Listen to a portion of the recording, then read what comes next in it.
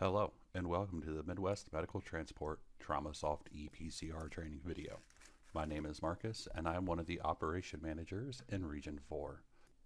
The purpose of this video is to go over how to fill out the Traumasoft ePCR in its entirety. All of the tablets should now have the Traumasoft ePCR icon on them, and in the near future, the image trend link will be removed. The Traumasoft ePCR app uses the same login that we use for the Traumasoft MDT dispatch application and into Traumasoft itself. Once you are logged in, you will see all runs that are assigned to your truck for that day. To open a PCR, tap on the run. It'll become highlighted. Once highlighted, you have to go to the top and click the View Run button. Traumasoft automatically generates the PCR when the run is entered into the dispatch software. One of the first things we are going to do is a basic overview of the Traumasoft ePCR.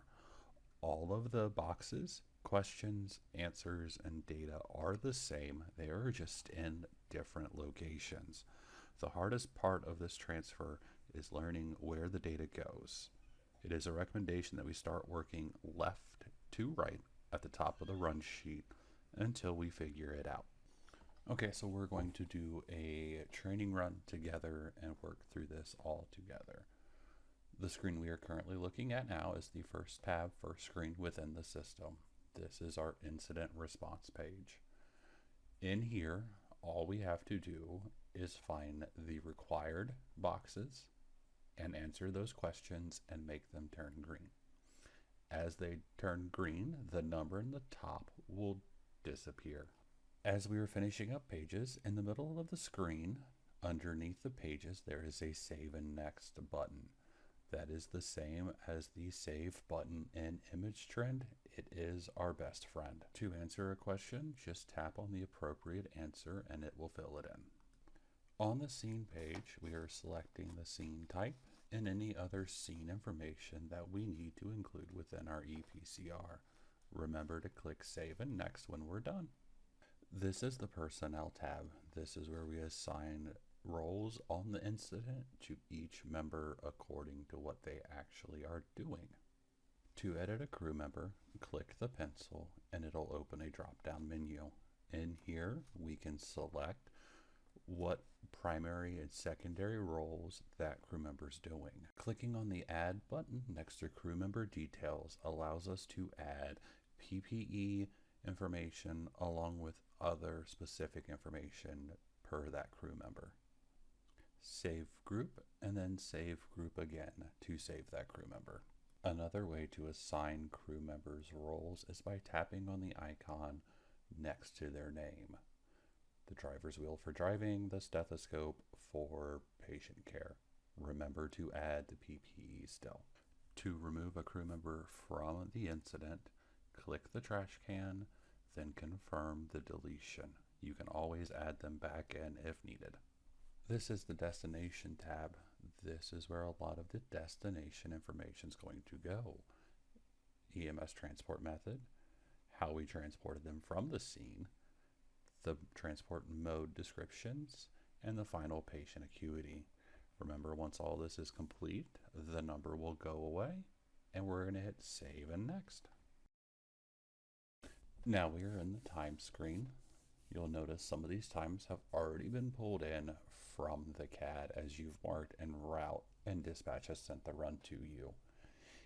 In this page, you can click the Now button to timestamp what you are doing, or you can come back to it at the end of the run and pull the new CAD times in.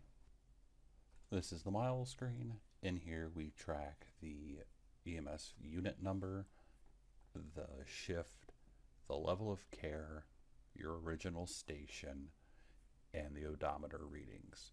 Remember, we track mileage to the 10th, so please fill out all the below boxes appropriately. This is the Patient tab. This is where we are putting in the patient demographics. A lot of this information has been brought over by CAD. You just have to confirm it. This is the patient's medication tab. To add a medication, click on the Add button, fill out all the appropriate information for that medication. You can add multiple. This is the patient history tab. We fill out all of the information from here. Remember to use the 3-line as a search button if needed. Patient allergies are done via the same way. From the drop-down menu, make sure we're using that Save and Next button as we finish. This is our Patient's Vitals tab. To add a set of vitals, click the Add button, go through and answer all the questions, fill in all the answers. At this time, the blood glucose is required, but we are working on making that an optional box. Remember for transports that we require at least 2 sets of vitals to be taken. And if you can please just bear with me for 30 seconds as I finish filling out the vitals.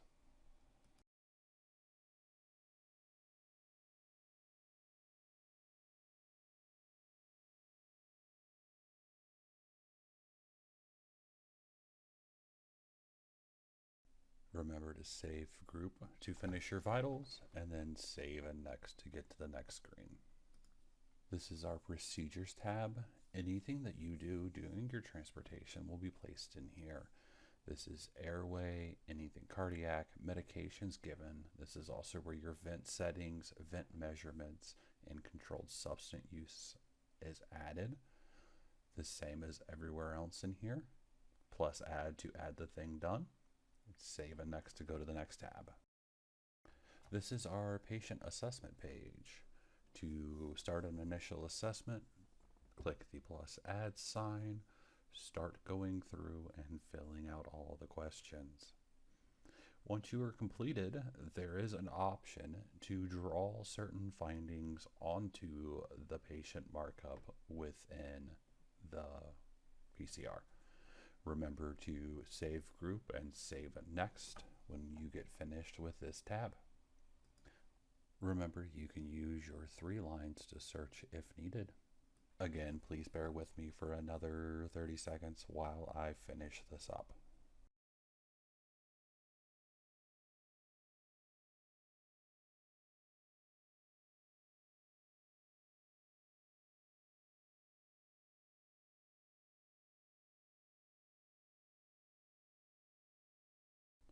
This is the timeline. This is exactly the same as it is an image trend. This is our provider impressions tab. This is the same as it was an image trend.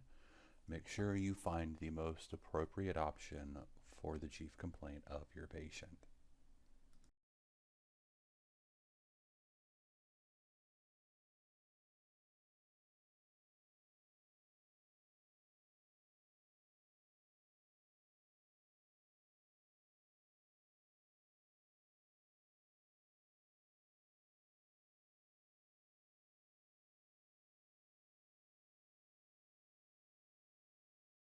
This is the chief complaint tab. Remember, we always use our primary chief complaint as either interfacility transport, palliative care, or discharge from medical facility. Our secondary chief complaint is why they were seen in the hospital.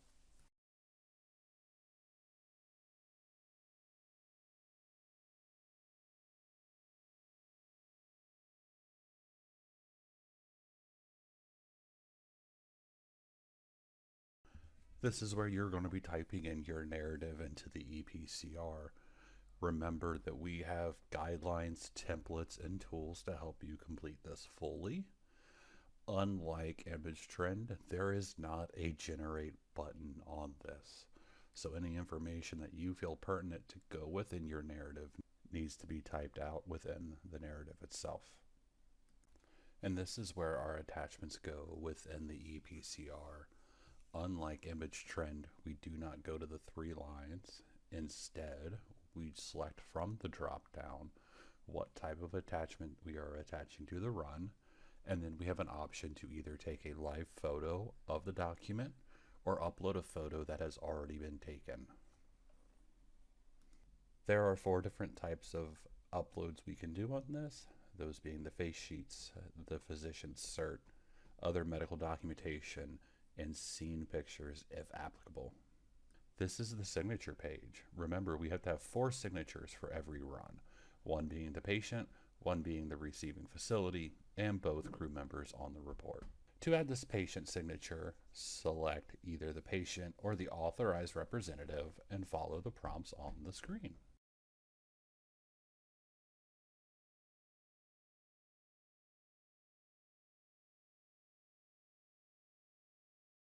For the receiving facility signature, you're going to go on down to where it says receiving facility signature, press sign, have the receiving caregiver sign, and then it's going to make you type their name and what title they have, whether that's nurse, caregiver, family member. Uploading the crew signatures into Traumasoft is a little bit different than it was in Image Trend. Everybody should have received the link on how to do this. If not, we're going to do it again here in the end of the video. But to import this signature into the run, you're going to click on the S with the line underneath it. It's going to ask you for what crew member is needed, and then the PIN number for that crew. Once you check the green checkbox, it'll automatically import the signature for you.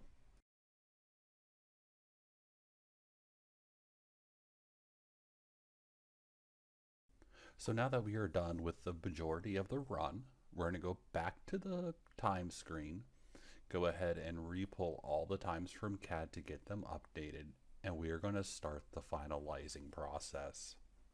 Finalizing the run is how we confirm that the run has been completed 100% and all required criteria has been met.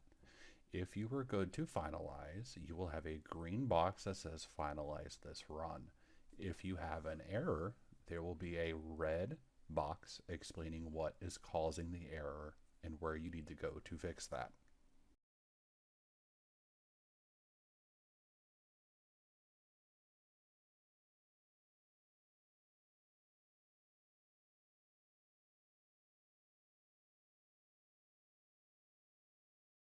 Clicking Finalize Run will go ahead and lock the run into a completed status, and it'll change the green padlock that is open to a red padlock that is closed. Going back to the top of the bar and clicking List Runs will take you out of that run and you are ready to start your next one. Now we're going to go over how to upload your digital signature into Traumasoft. So the first thing we want to do is log into the Traumasoft home screen. From there, you are going to want to go to My Account. And about halfway down the screen, you are going to see an option for Create or Edit Signature. Click that button. Go ahead and make your signature and set a PIN. We recommend doing this from a mobile device.